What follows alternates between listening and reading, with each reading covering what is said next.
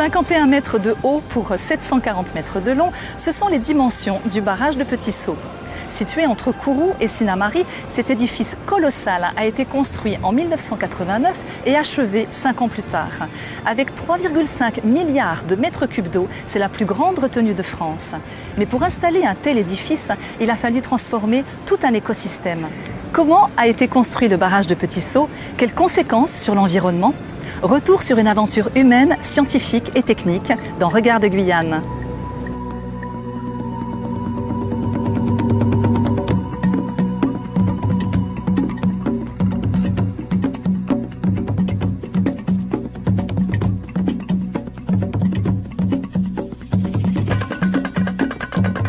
Bonsoir et bienvenue dans Regard de Guyane. Ce soir, nous partons à la découverte d'un bagne et d'une gare engloutie, de sites aurifères disparus, de vestiges amérindiens extraordinaires et de tout un écosystème transformé pour la construction du barrage de Petit-Saut. Nous allons découvrir une étude d'impact sans équivalent dans le monde pour un aménagement de la nature et nous allons voir également quelles sont les conséquences d'un tel édifice sur l'environnement. Tout de suite ce reportage, on se retrouve juste après avec notre invité.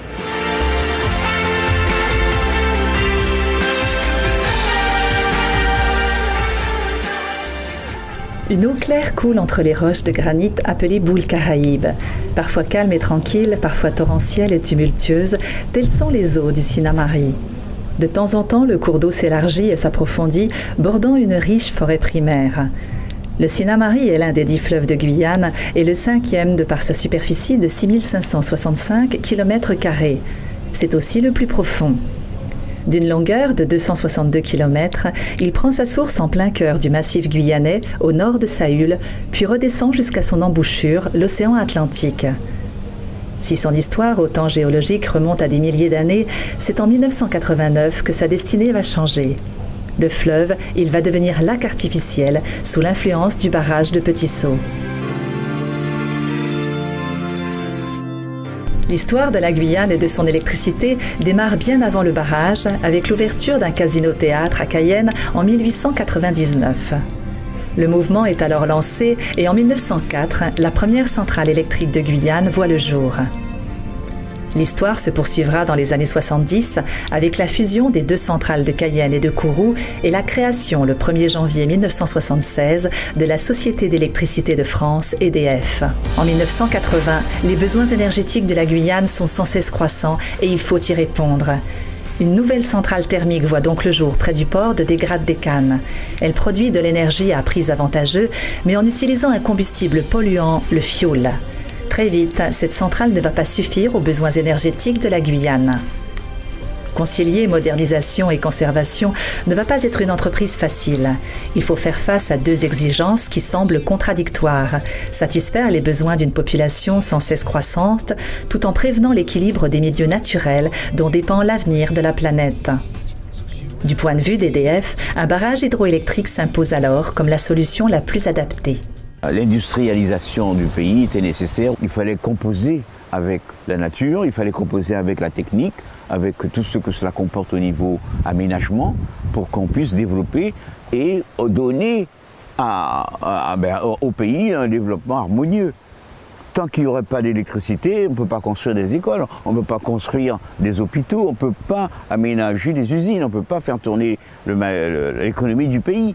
Donc j'ai personnellement pris le côté développement économique.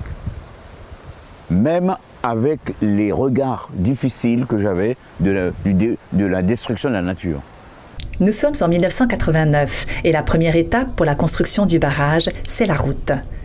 Partant de la RN1 à mi-chemin entre Kourou et Sinnamary, cette bande d'asphalte de 27 km, propriété d'EDF, permet d'acheminer le matériel pour la construction et servira ensuite d'accès direct à toutes les équipes en charge de la maintenance et de la surveillance du barrage.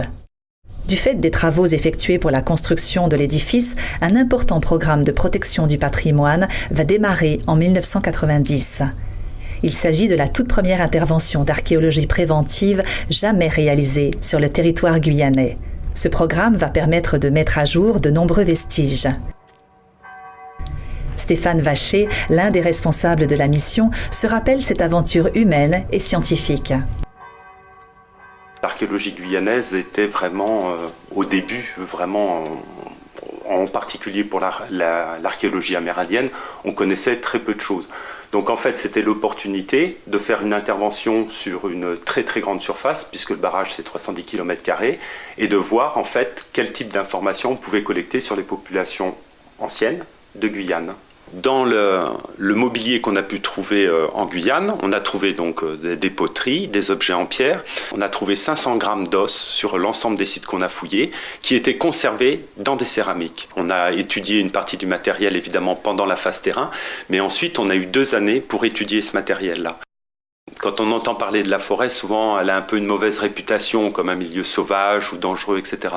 Quand on arrive de métropole, évidemment, la forêt c'est assez impressionnant. Il y a une absence d'horizon, c'est un milieu qu'on ne connaît pas et on se sent en décalage. Et donc il faut être aidé par des gens. Ce sont les orpailleurs et les biologistes qui travaillaient sur le Sinnamary à l'époque qui nous ont donné des conseils. Nous, on a toujours eu de très bons rapports avec les orpailleurs parce qu'il y a, sur le fleuve, il y a un système d'entraide en fait entre les différents groupes. La plupart ont arrêté leur travail après l'interdiction d'exploiter sur les barges. C'est le cas de Jean-Pierre de Lanfranchi. Il était exploitant minier à l'époque sur la rivière Sinnamary. C'est là que j'ai pu rencontrer les archéologues, puisqu'il nous arrivait de temps en temps de trouver des haches amérindiennes, quelques objets qui avaient appartenu à des pièces précolombiennes, en creusant le fond de la rivière. Et certains amis qui, eux, travaillaient à terre, ont pu retrouver d'anciens feux. Donc à chaque fois qu'on découvrait quelque chose, on appelait les archéologues qui venaient rapidement, prenaient les mesures, tout ce qu'il fallait, les photos, et analysaient. Et s'ils trouvaient que ça avait une valeur, donc ils agrandissaient un peu leur recherche tout autour. Mais on les aidait, on s'entraidait. Et le jour où le barrage a été mis en eau, ils ont voulu rapidement sortir des pièces qui avaient appartenu à la fameuse drague Courcibo, qui était là depuis 1912, qui avait arrêté de travailler en 1923. Et on a rapidement démonté quelques pièces de la drague, un moteur à vapeur qu'il y avait, et pas mal de petits objets qui se trouvaient à terre où se trouvait l'ancien atelier. Quand on a voulu démonter la dernière pièce, on pensait pouvoir la démonter rapidement, mais elle pesait plusieurs tonnes, puisque la barge entière, elle faisait 205 tonnes. Et on a failli se retrouver à la baille. L'eau montait, heureusement très doucement. On a pu récupérer 2 autres barges, s'accoler à côté, et puis pouvoir la transporter jusqu'au barrage de Petit Saut, où après les grutiers sont venus la récupérer. Mais on a eu très chaud. De nombreux vestiges qui reposent aujourd'hui au service régional de l'archéologie de Guyane, en attendant d'être repris dans un musée. Donc ça c'est l'ensemble une partie de l'ensemble des collections de Petit Saut, donc vous voyez que ça représente quand même un nombre conséquent de boîtes, hein, et dans chacune de ces boîtes donc, sont triés, classés après étude, bien tous les éléments par couche, par élément. Par exemple vous avez ici des fonds, ici les panses, etc., des éléments de décor, voilà. C'est un type de classement qui intervient après l'étude évidemment de la céramique par les spécialistes. Voilà, donc c'est conservé dans ces boîtes hermétiques et à l'intérieur donc de sachets plastiques, hein, avec chacune leur numéro de référence, voilà, qui renvoie donc à leur position stratigraphique et autres indications archéologiques. Les fouilles archéologiques vont durer 5 ans, le temps de la construction du barrage. En juillet 1989, le chantier de terrassement est ouvert. Les fondations de l'ouvrage peuvent commencer. Au total, il faudra déplacer plus d'1 million de mètres cubes de roches et de terre. Les 3 ouvertures sont installées à même la roche et afin d'éviter la corrosion, sont recouvertes de plus de 700 tonnes de plaques d'acier inoxydables. Puis, c'est le début du bétonnage. Le béton compacté au rouleau est utilisé pour la première fois en zone équatoriale, les techniques habituelles ne pouvant pas être réalisées pendant la saison des pluies. Le challenge était donc de réussir la mise en œuvre de l'ouvrage en moins de 6 mois. L'étanchéité du barrage est assurée quant à elle par un voile de béton armé classique. Le 18 novembre 1994, le barrage ferme ses vannes et la mise en eau peut commencer. Elle se fait à raison de 2 ou 3 mètres par jour jusqu'à transformer totalement le visage du Sinnamary. Outre les vestiges amérindiens et le patrimoine archéologique industriel de l'orpaillage, l'ennoiement va également engloutir à tout jamais des lieux chargés d'histoire. La petite gare Tigre de Saint-Élie ne verra plus de locomotives passer sur ses rails. Tel un petit fantôme, la dernière hante encore le site de Petit Saut. Quant au bagne des Anamites de Sauvata, il repose désormais sous l'eau. Seuls quelques vestiges font encore surface et rappellent une période douloureuse de la Guyane.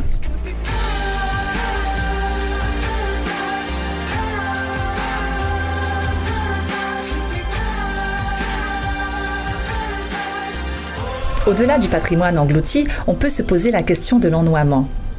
Pourquoi recouvrir plus de 300 km² de forêt alors qu'il aurait été peut-être plus judicieux de couper les arbres pour les utiliser dans un but énergétique ? Le choix de couper ou de ne pas couper la forêt avant la mise en eau est une question qui a bien évidemment été non élucidée, mais au moins analysée au sein du comité scientifique. Et il a fallu apporter des réponses d'une part techniques, connaissances, et de l'autre une question d'analyse des coûts financiers. Quand on regarde au niveau technique, il a fallu, pour enlever tous les arbres sur 360 km², il aurait fallu créer plusieurs dizaines de kilomètres de pistes, avoir des quantités de coupeurs de bois, de camions de bois pour enlever les bois de cette zone-là. Il aurait fallu soit enlever les petites branches non utilisées, soit les brûler à un endroit donné. Et l'ensemble de ce processus-là n'aurait pas pu se faire en 6 mois. Ne pas défricher, ça a coûté beaucoup moins cher, parce que abattre les arbres avant, c'était un immense chantier. Et il fallait détruire ces arbres-là, il fallait les brûler ou les couper ou les transformer en planches. Donc tous ces travaux-là n'ont pas été faits et on n'a pas demandé de l'investissement. Entre-temps, quand on coupe, si on laisse à volo, la nature reprend ses droits, repousse. Donc on aurait, si ce n'est sur 360 km², sur une très grande superficie, on aurait également favorisé de la repousse verte, pas du bois en tant que tel, mais de la repousse verte, des petits buissons, des herbes, qui sont la principale source de matière organique, qui ensuite vont, si elles sont dégradées, donner des gaz à effet de serre. Donc le fait de couper toute la retenue n'aurait pas été favorable au bilan carbone. Mais avec la mise en eau arrivent les premiers problèmes. Construire sur cet endroit un barrage faisait déjà du bruit. Alors, quelques personnes se posaient des questions et avaient même manifesté un non pour interdire la construction du barrage. L'installation d'un tel édifice dans le paysage guyanais n'a pas été accueillie avec enthousiasme dans les petites communes de Sinnamary, directement impactées par la présence du barrage. Patwell, une association d'aide aux pêcheurs, s'y était fermement opposée. Patrick Cosset, alors directeur de l'association et actuel adjoint au maire de Sinnamary, nous en explique les raisons. Quand on a vu apparaître les risques liés à un barrage, les gens commençaient véritablement à s'inquiéter puisque ils ont vu qu'ils allaient vivre avec une épée de Damoclès sur la tête au cas où ça cède. Donc les gens ont véritablement commencé à s'inquiéter. On s'était un petit peu aussi documenté pour savoir que quand il y avait une retenue d'eau, qu'il y avait pas mal de dégâts, qu'il y aurait eu pas mal de dégâts. Puisqu'on commençait à percevoir les odeurs de la matière qui commençait à être en putréfaction. Donc on a demandé à ce qu'on ne pompe plus l'eau dans le fleuve, qu'on trouve une autre source, on va dire, une autre source de pompage. Donc, et c'est là qu'on a véritablement commencé à faire des grèves, à faire des barrages pour que les gens puissent bouger. Donc le problème s'est posé de déplacer la station, on va dire, de pompage qui se trouve à la Penkombi.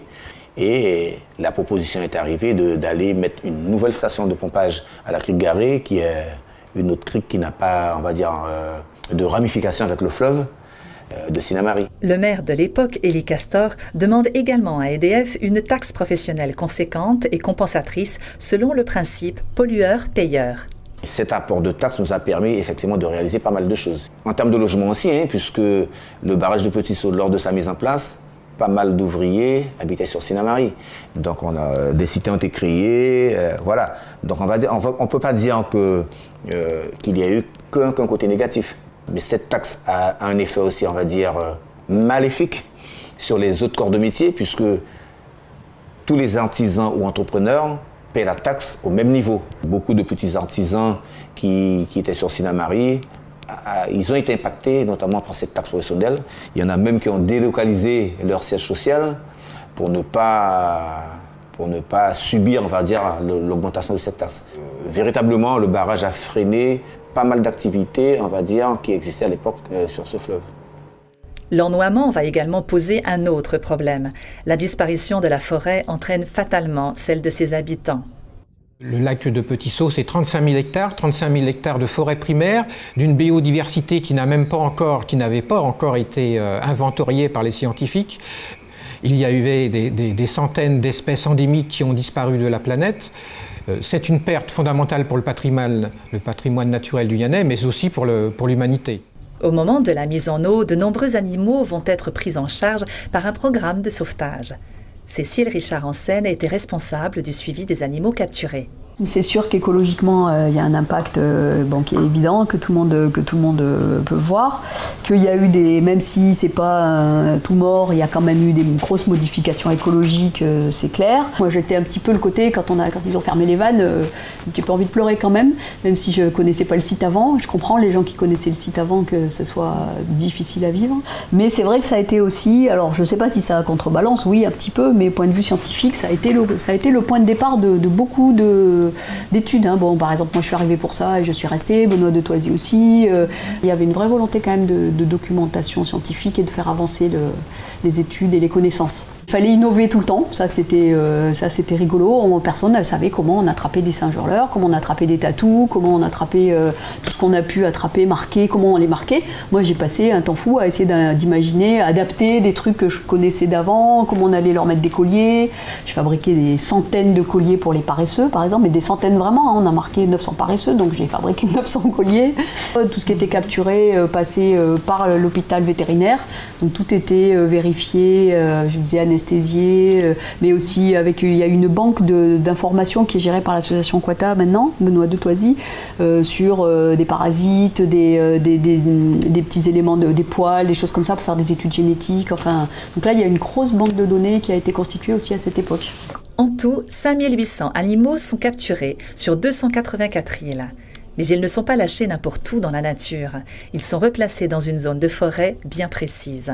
Alors elle était assez proche, pour pas par exemple faire des dégâts de mélange génétique, parce qu'on prend des animaux dans un coin de la Guyane, on va les mettre dans l'autre, on peut importer des maladies, on peut mélanger je vais pas dire des sous-espèces, mais on sait pas trop, on va pas essayer de jouer à l'apprenti sorcier, donc ça avait été bien programmé pour une zone suffisamment proche.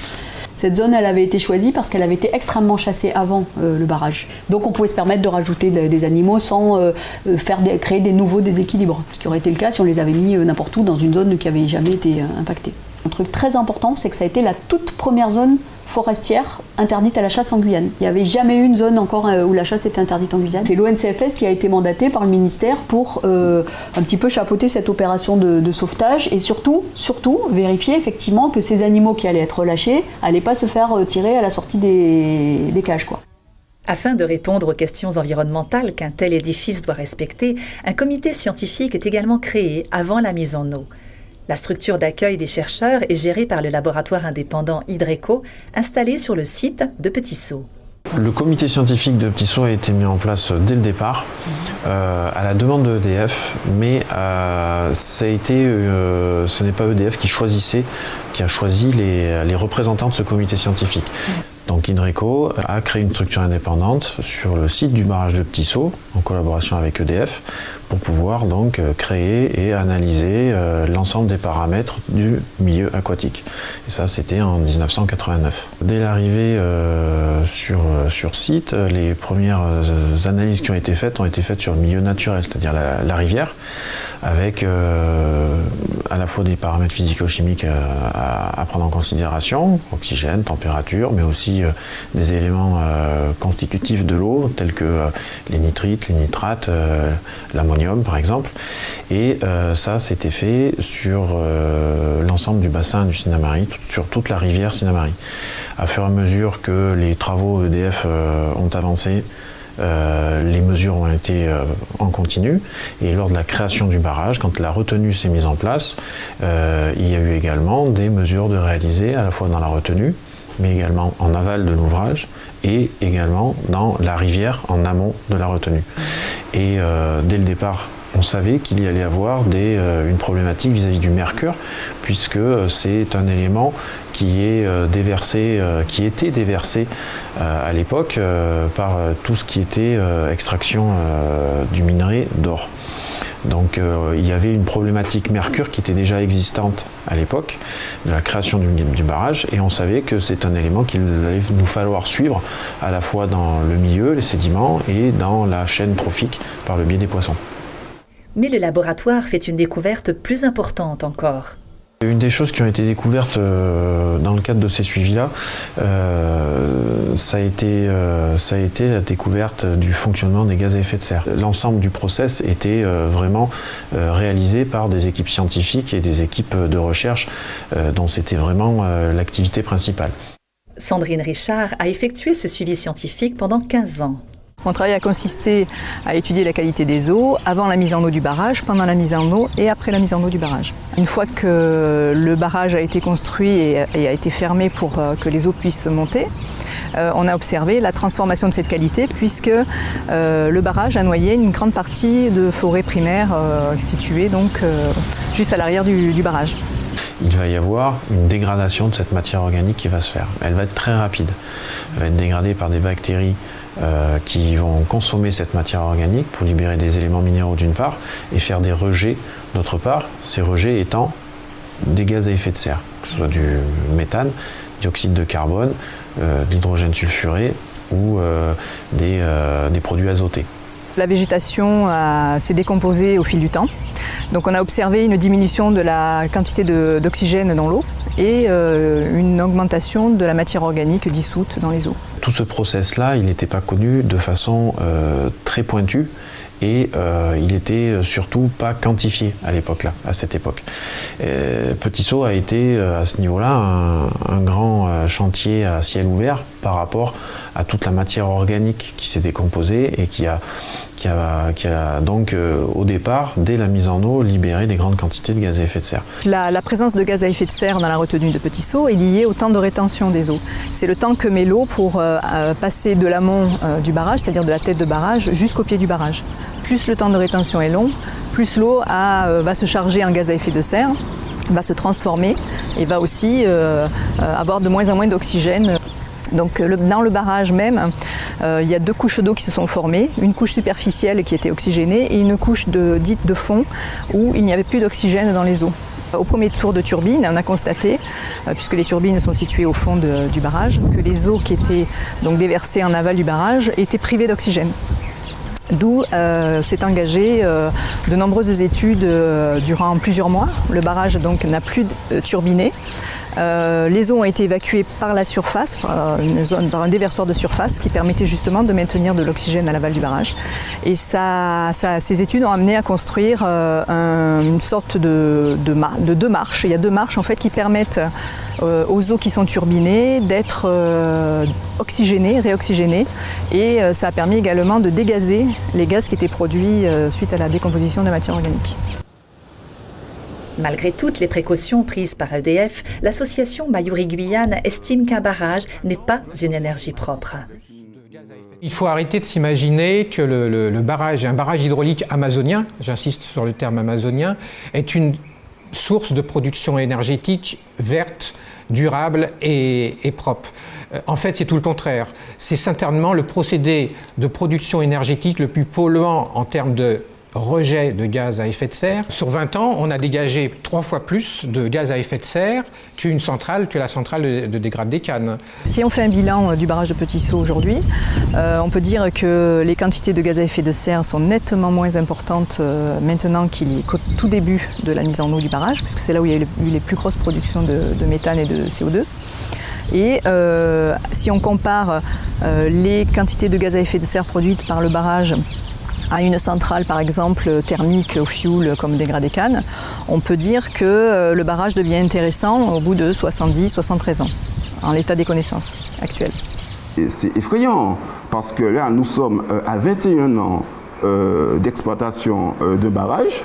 Ça veut dire que pendant les 52 prochaines années, ça aurait peut-être certainement été mieux d'avoir une centrale thermique. On parle de centrale thermique d'ancienne génération. C'est-à-dire qu'avec la nouvelle génération de centrales thermiques, le gain aurait été certainement plus grand.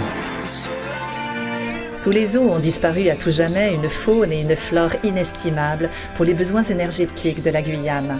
Mais ces besoins ne doivent pas faire oublier les enjeux pour la planète de fournir une énergie renouvelable et surtout propre.